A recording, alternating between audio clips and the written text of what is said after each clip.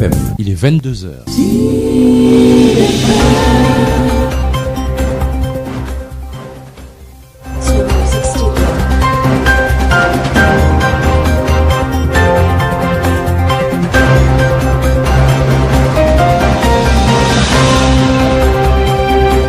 Bonsoir, il est exactement 22h sur l'ensemble du réseau synchronisé de Sen Radio. Bienvenue à vous dans ce journal. À la une de l'actualité, problématique de l'emploi des jeunes au Sénégal. Ils sont formés, diplômés, mais sans qualification. De nouvelles orientations visées par le ministère de l'Enseignement supérieur afin de faciliter l'accès à l'employabilité, un accès difficile qui pousse les étudiants à migrer. Rien qu'en 2019, 279 visas ont été accordés aux étudiants par l'ambassadeur des États-Unis à Dakar. Des jeunes sans emploi sortis dernièrement pour manifester. Des manifestations qui avaient fait plusieurs morts et interpellations. D'ailleurs, Guy-Marie Sagna décide de surseoir à sa grève de la faim prévue ce lundi suite à une médiation du khalife général des Mourides. Et puis, un mort enregistré suite à de vives altercations entre les pêcheurs guetnariens et des citoyens du territoire gambien. Les autorités des deux parties ont réussi à jouer la médiation pour calmer les tensions. Pendant ce temps, à Kaolack, les mareyeurs sont en colère. Ils reprochent au ministre de la Pêche, Alioune Ndoye, d'avoir bloqué les camions frigorifiques de la Mauritanie qui approvisionnent tout le pays. L'actualité nous amènera en Birmanie où 56 manifestants pacifiques ont été tués en 48 heures, 138 au total depuis le coup d'État du 1er février. La communauté internationale et les acteurs régionaux tendent la main au peuple birman.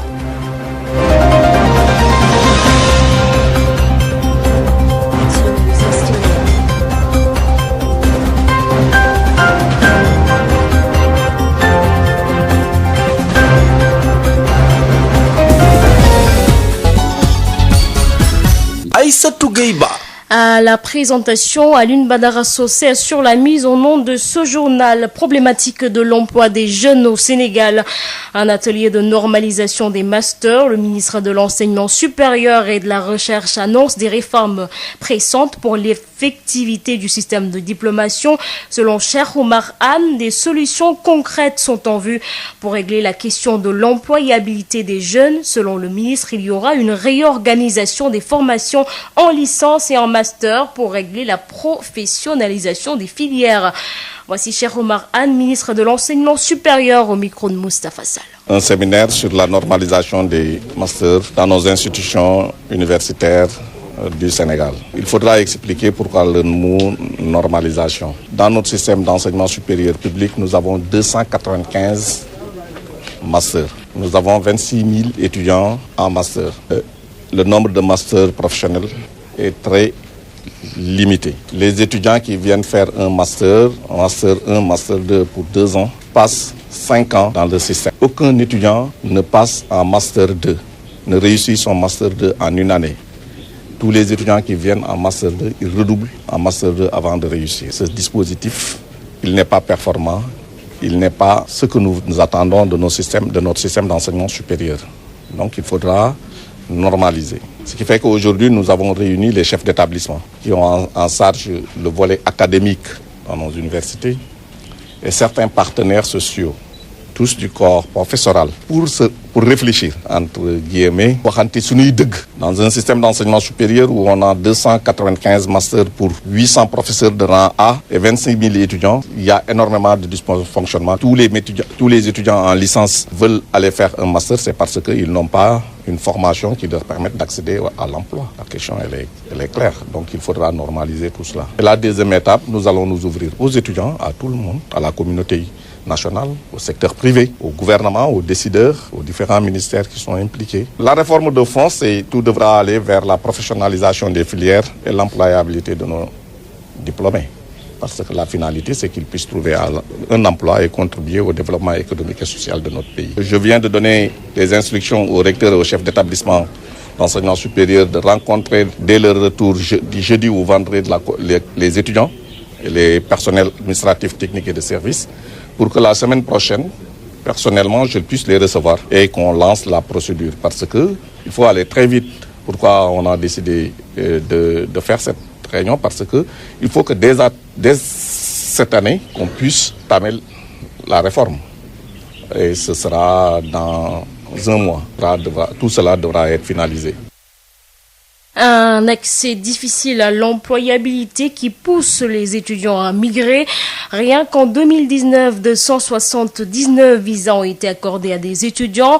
L'ambassadeur des États-Unis à Dakar a révélé lundi que son pays a octroyé en 2019 environ 6 000 visas à des touristes, migrants ou étudiants sénégalais. Sur ces 6 000 visas, 3 000 sont des visas pour migrants octroyés à des Sénégalais désirant s'installer aux États-Unis.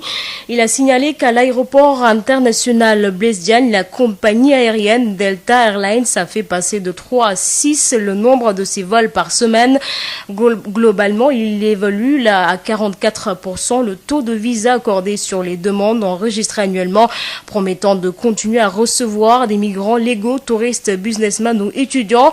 Le diplomate précise qu'une vingtaine d'agences américaines interviennent dans la région de Saint-Louis avec en tête de peloton l'Agence des États-Unis pour le développement international, USAID, qui œuvre notamment dans les domaines de la santé et de l'agriculture. Il a annoncé que les États-Unis vont ouvrir à l'université Gaston Berger de Saint-Louis un espace où les étudiants pourraient venir échanger avec des Américains et consulter des ouvrages sur leur pays. Les États-Unis développent également d'autres projets à Saint-Louis comme le programme Lecture pour tous, un projet de cantine scolaire ainsi qu'un autre accompagnement des talibés.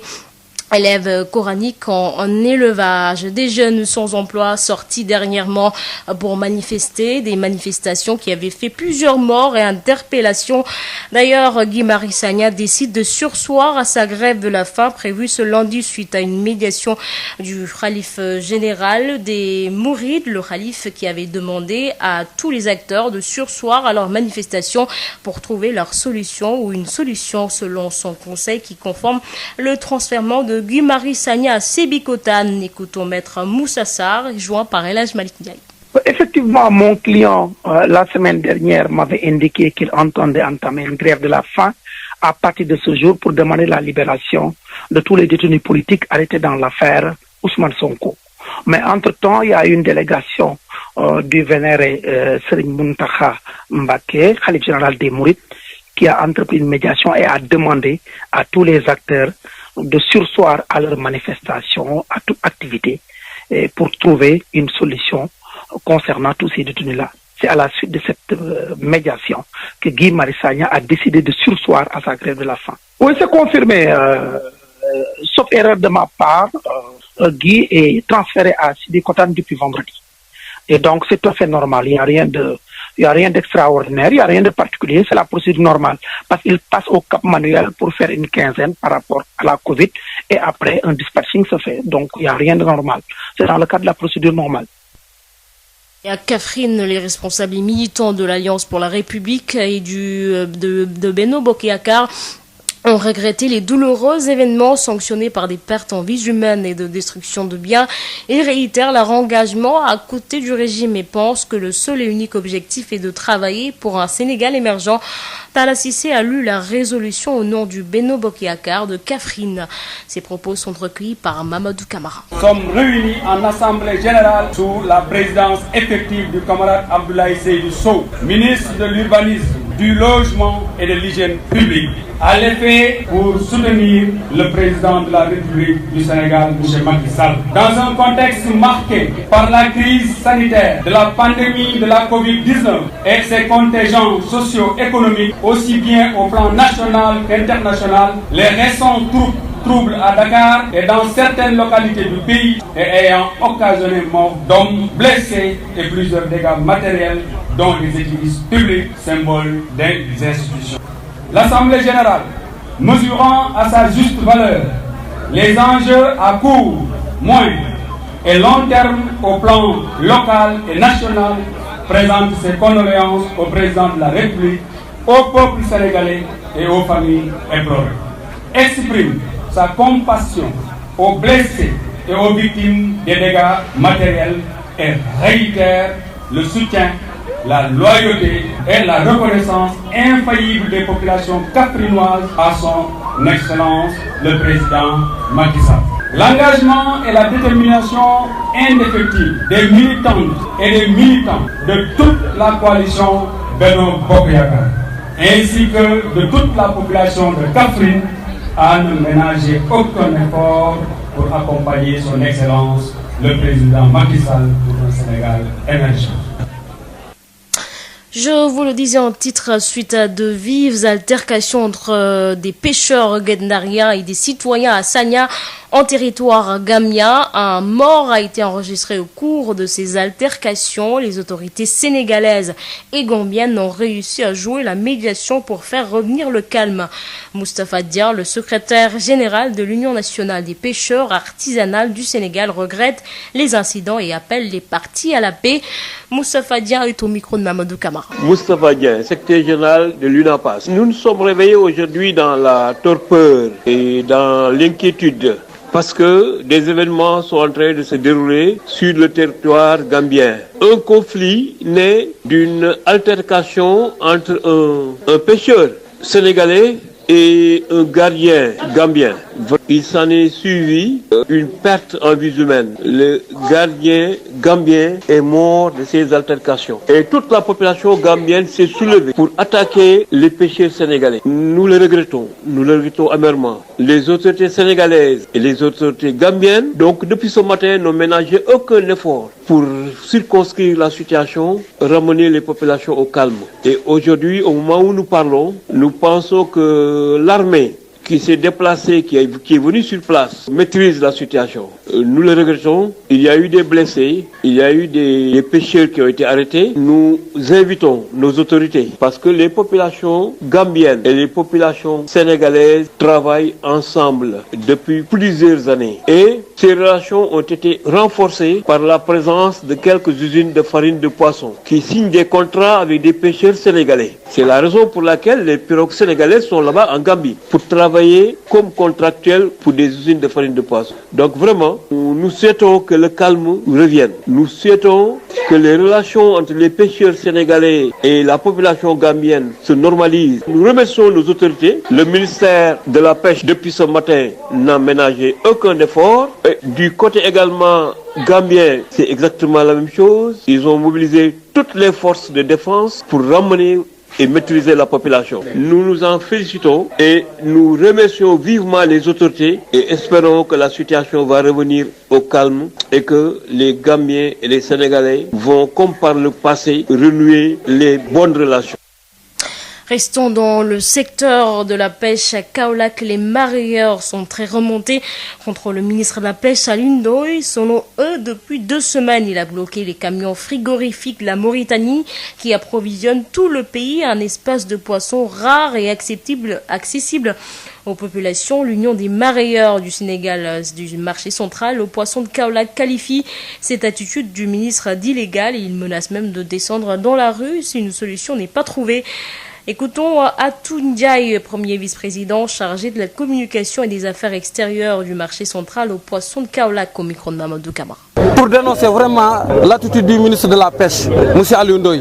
M. Alioune Ndoye, ministre de la Pêche, nous l'interpellons sur les camions frigorifiques du poisson de Mauritanie, qu'il a bloqué depuis il y a maintenant 2 semaines de cela. Maintenant, tous les marchés sont vides de poissons, surtout les poissons d'espèce là, qui sont accessibles car ça ne coûte que 750 ou 800 au plus cher. Donc cette poisson-là est accessible à tout le monde. Maintenant, il y a quelques femmes qui sont parties dire au ministre que nous ne pouvons pas travailler à cause des camions du poisson venant de la Mauritanie. Et cela, c'est pas vrai. Là, ces camions de Mauritanie-là, ce sont ces camions-là qui ravisionnent la population sénégalaise. Il faut que le ministre ouvre les yeux et nous écoute. Nous, en tant que les mareyeurs, en tant que nous faisons appel à M. le ministre Alioune Ndoye de laisser le plus vite possible les camions frigorifiques venant de la Mauritanie. Parce que c'est une nécessité pour la population sénégalaise. Ce n'est pas normal qu'ils bloquent ces véhicules-là. Si toutefois que les Sénégalais ont bloqué les véhicules de Mauritanie, eux aussi, ils ont le droit de freiner toutes les licences de pêche venant de la Mauritanie. Et c'est ces licences de pêche-là, c'est à cause de ces licences de pêche-là que les Guet-ndariens sont entrés d'amener des poissons à destination de Saint-Louis. Donc nous lui demandons de laisser les camions frigorifiques venant de la Mauritanie pour qu'ils ravisionnent les Sénégalais. Nous, on ne ravisionne, les poissons de port ne nous satisfait pas. Les poissons du port ne peuvent pas satisfaire les marchés du Sénégal. Ça, il faut le dire. Il faut le dire et il faut oser de le dire. Ils n'ont qu'à laisser les camions frigorifiques venant de la Mauritanie. Sinon, on va passer à une vitesse supérieure. Nous, les marieurs de Kaolack, nous demandons à monsieur le ministre de laisser les camions frigorifiques venant de la Mauritanie. Car ce sont ces camions-là qui ravisionnent toute la population de Kaolack en poissons. Lutte contre le péril plastique, c'est le thème de la journée mondiale dédiée à la consommation ce 15 mars. La matière plastique a un véritable danger pour les consuméristes au niveau sanitaire. À l'antenne régionale SOS consommateurs à Thiès sensibilise à Tivaouane.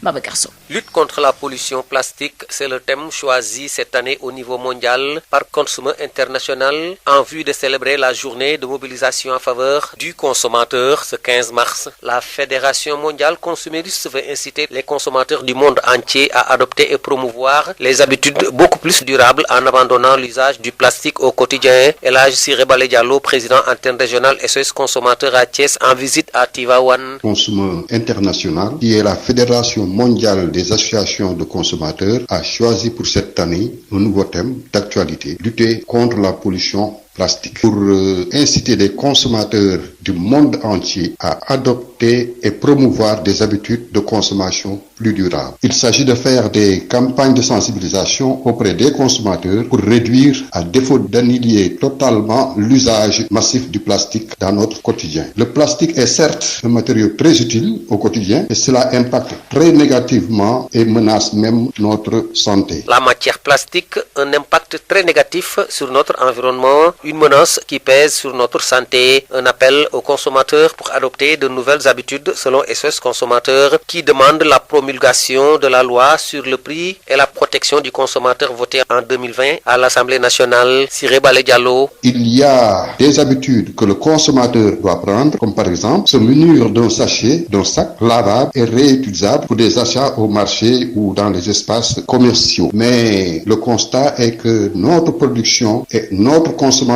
de plastique sont devenus insoutenables. Cependant, SOS consommateurs demande à ce que la nouvelle loi sur la protection du consommateur, votée le mardi 29 décembre 2020 par l'Assemblée nationale, soit promulguée. Tivaouane, Babacar Sow depuis Thiès pour Sud FM. Babacar Sow, les travaux de réhabilitation de l'aéroport de Saint-Louis prendront fin en décembre 2021. Annonce faite ce lundi par le ministre du Tourisme et des Transports aériens venu s'enquérir de l'état d'avancement des travaux. Alioune Sarr invite les populations saint-louisiennes à s'impliquer dans ce projet qui contribuera à transformer la ville de Saint-Louis. Alioune Sarr est au micro de Yves Tandang. Nous sommes venus ce matin visiter les travaux de l'aéroport de Saint-Louis, qui fait partie des 5 aéroports régionaux que son Excellence le Président Macky Sall a décidé de construire au Sénégal. Rappelons que c'est Saint-Louis, Ourossogui Matam, Tambacounda, Ziguinchor et Kédougou, qui sont des programmes inscrits dans le PRAS 1, le programme de rénovation des aéroports du Sénégal niveau 1. La visite de ce matin nous a permis de constater une avancée significative et satisfaisante des travaux de l'aéroport. Vous avez tous vu la piste, une piste de 45 mètres de large et sur 2450 mètres de long, ce qui donnera à Saint-Louis un aéroport de rang international avec tout ce que ça offre comme opportunité sur le plan économique, sur le plan touristique, mais également sur le plan de l'intégration de Saint-Louis dans le Sénégal, mais dans le reste du monde. Rappelons également que son Excellence le Président Macky Sall a prévu la construction de 8 autres aéroports dans le cadre du PRAS 2, dans lequel PRAS 2, vous aurez donc les aéroports de Kolda, de Simenti, de Cap Skirring, de Bakel, de Linguère, de Podor. Donc tous ces aéroports sont prévus justement pour permettre justement à ce que les Sénégalais puissent se déplacer avec l'avion de manière confortable, mais également connecter notre pays au reste du monde. Évidemment, nous avons constaté des habitations et des fermes qui sont dans l'enceinte de l'aéroport. J'ai échangé tout à l'heure avec le ministre de l'Intérieur et les instructions sont prises pour que dans les meilleurs délais, ces infrastructures soient déplacées parce que incompatibles avec la construction de l'aéroport. Il est urgent que cette ferme qui est à l'intérieur de l'aéroport soit déplacée. Également, les habitations qui sont dans l'espace de sécurité de l'aéroport soient également déplacées. Parce qu'il s'agit quand même d'un investissement de 23 milliards de francs CFA. pour l'ensemble de la région de Saint-Louis, mais aussi pour tout le peuple sénégalais. Et si ces infrastructures ne sont pas déplacées, naturellement, ça peut pénaliser sur les délais. D'ici la fin de l'année 2021, Saint-Louis aura un aéroport international. Et je pense que vous savez tous l'impact d'un aéroport dans une ville. Après la grève annoncée du syndicat national des techniciens et travailleurs du ministère de l'Agriculture et de l'Équipement rural, une surprise pour le ministère qui estime que les négociations se poursuivent. Selon Pape Malik Ndao, le dossier est dans le circuit et il appelle à l'apaisement. Pape Malik Ndao, secrétaire général du ministère de l'Agriculture et de l'Équipement rural, est joint par Elhadj Malik Ndiaye. Je dois dire d'abord que nous sommes un peu surpris d'entendre à travers la presse que les syndics du ministère de l'Agriculture et de l'Équipement rural, notamment les SYNTAS, doivent aller en grève le 17. Parce que les négociations ont démarré depuis l'année dernière. En 2020, nous avons tenu beaucoup de rencontres dans le cadre d'un comité élargi que je dirige même sous l'autorité du ministre, le professeur Moussa Baldé. Nous nous sommes rencontrés plusieurs fois avec des propositions qui ont été étudiées et qui ont été transmises aux différents ministères concernés parce qu'il s'agit bien d'indemnités et autres doléances qui sont sollicitées. Maintenant, ce que nous pouvons dire, c'est que le dossier est dans le circuit et que c'est pourquoi vraiment on s'étonne d'entendre de la part du SYNTAS donc de dire qu'ils vont aller en grève alors qu'il y avait déjà un climat d'apaisement qui régnait pendant tous ces jours de négociations que nous avons tenus des rencontres. C'est pourquoi vraiment, nous, ce que nous pouvons leur dire, c'est véritablement d'attendre un peu. C'est des dossiers qui sont dans le circuit en instance et le traitement sera fait et que le retour sera bientôt effectif, que nous continuerons toujours à discuter.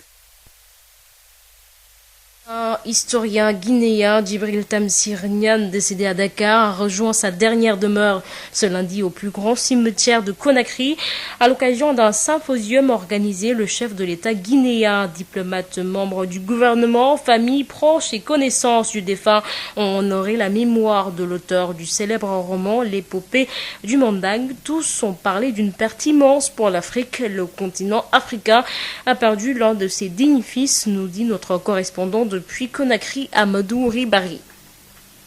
En Birmanie, au moins 138 manifestants pacifiques ont été tués depuis le coup d'État du 1er février en Birmanie, a affirmé lundi le porte-parole du secrétaire général de l'ONU, citant les chiffres du Haut-Commissariat aux droits de l'homme, dénonçant lors de son point de presse quotidien un week-end de bain de sang avec 38 personnes tuées hier dimanche et 18 tuées samedi. Stéphane Dujarric a réitéré les appels du secrétaire général Antonio Guterres à ce que la communauté internationale, y compris les acteurs régionaux, s'unissent en solidarité avec le peuple birman.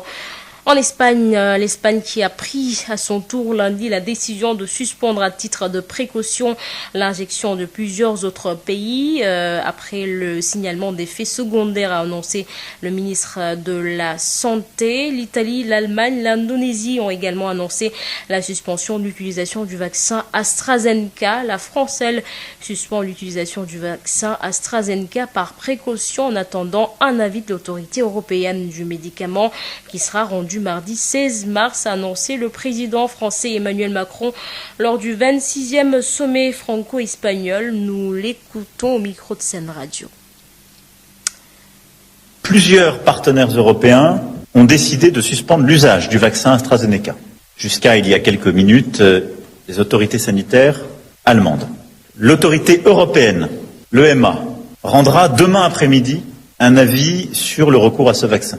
Et donc, sur la recommandation du ministre des Solidarités et de la Santé, en lien avec les autorités sanitaires françaises, puisque ce sont des questions sanitaires, et doivent être éclairées par ces autorités indépendantes, la décision qui a été prise, en conformité aussi avec notre politique européenne, c'est de suspendre, par précaution, la vaccination avec AstraZeneca, en espérant la reprendre vite, si l'avis de l'EMA le permet. Et donc là aussi, nous avons un guide simple, être éclairé par la science et les autorités sanitaires compétentes, et le faire dans le cadre d'une stratégie européenne. Donc nous suspendons jusqu'à demain après-midi. Direction la Côte d'Ivoire, décédé le mercredi 10 mars dernier en Allemagne. La dépouille du Premier ministre ivoirien Ahmed Bakayoko est arrivée à Abidjan samedi dernier. Les obsèques du chef du gouvernement ivoirien ont donc débuté cet après-midi à Abidjan. Les détails avec notre correspondant sur place, Justin Assalé. Le Premier ministre ivoirien Ahmed Bakayoko sera inhumé vendredi prochain à Séguéla, sa ville d'origine, dans le nord-ouest du pays. Les obsèques ont débuté cet après-midi avec la présentation des condoléances à la famille au domicile de l'illustre disparu. Selon le programme des obsèques, une cérémonie d'hommage de la République est prévue mercredi au palais présidentiel d'Abidjan et dans la soirée, celle du RHDP, le Rassemblement des Oufoutistes pour la démocratie et la paix, la famille politique du défunt Premier ministre parti au pouvoir, dont il était l'un des vice-présidents, ainsi que des partis politiques. Ces obsèques seront marquées ce même mercredi par une veillée artistique au stade olympique Alassane Ouattara de Bempé à l'est d'Abidjan, avant le transfert de la dépouille du chef du gouvernement à Séguéla, où il sera inhumé le vendredi 19 mars 2021 dans la stricte intimité familiale après la grande prière musulmane. Rappelons que le Premier ministre ivoirien est décédé le mercredi 10 mars à Fribourg en Allemagne des suites d'un cancer à l'âge de 56 ans. Le corps sans vie d'Ahmed Bakayoko est arrivé à l'aéroport Félix Houphouët-Boigny d'Abidjan samedi dernier en présence du chef de l'État ivoirien Alassane Ouattara, des membres du gouvernement et des institutions de la République, des diplomates et d'une grande foule de sympathisants et d'admirateurs. Justin Assalé, Abidjan pour Sud FM. Le contradictoire.